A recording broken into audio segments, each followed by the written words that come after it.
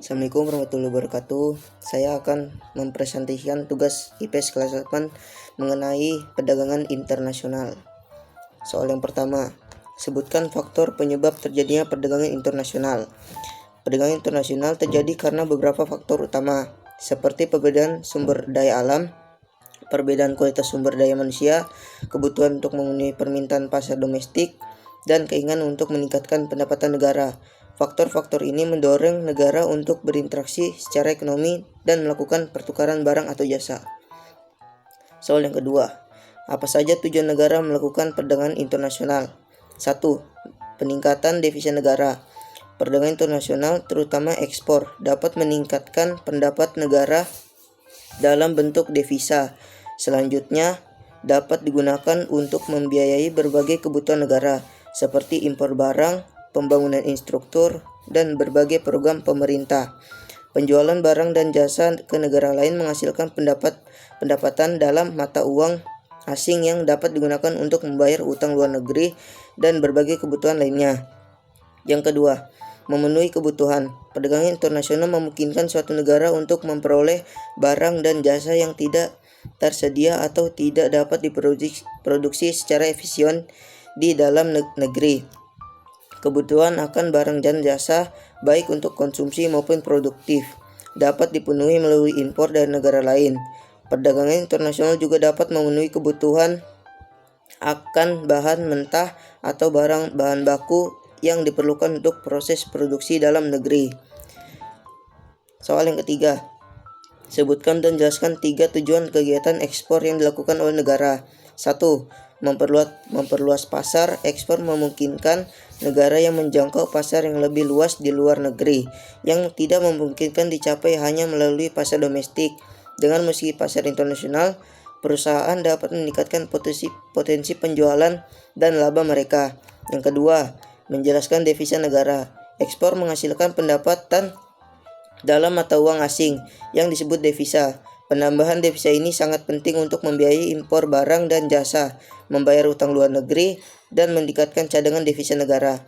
Yang ketiga, mempercepat pertumbuhan ekonomi. Ekspor memiliki dampak yang signifikan terhadap pertumbuhan ekonomi. Pertumbuhan ekspor mendorong peningkatan produksi, menciptakan lebih banyak lapangan kerja, dan meningkatkan investasi dalam industri-industri terkait. Selain itu, ekspor juga mendorong peningkatan kualitas produk dan daya asing produk dalam negeri. Sebutkan dan jelaskan 5 alat pembayaran dalam transaksi perdagangan internasional. 1. Uang tunai. Metode ini melibatkan pembayaran langsung dengan mata uang asing. Meskipun aman bagi penjual, pembayaran tunai di muka bisa menjadi kurang menarik bagi pembeli karena tidak ada jaminan barang akan diterima. Yang kedua, letter of credit. Letter of credit adalah jaminan bank yang menjamin pembayaran kepada penjual jika semua syarat yang telah ditetapkan terpenuhi.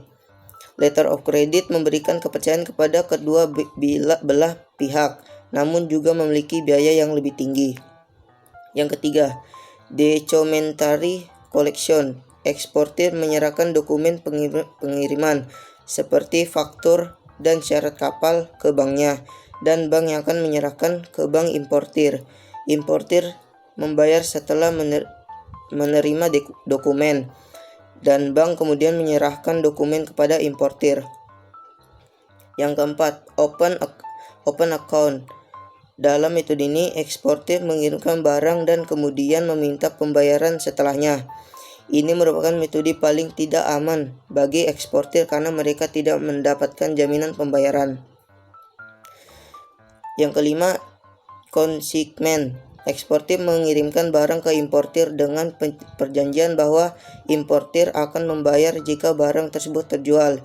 Ini merupakan metode yang paling aman bagi importir karena mereka tidak membayar hingga barang terjual. Bagaimana pengaruh perkembangan iptek terhadap perekonomian? Perkembangan iptek memiliki dampak signifikan terhadap perekonomian, baik positif maupun negatif. Secara umum, iptek mendorong pertumbuhan ekonomi, meningkatkan efisiensi produk, dan membuka peluang bisnis baru. Namun di sisi lain, juga dapat menyebabkan pengangguran, kesenjangan digital, dan masalah kejahatan ekonomi. Terima kasih.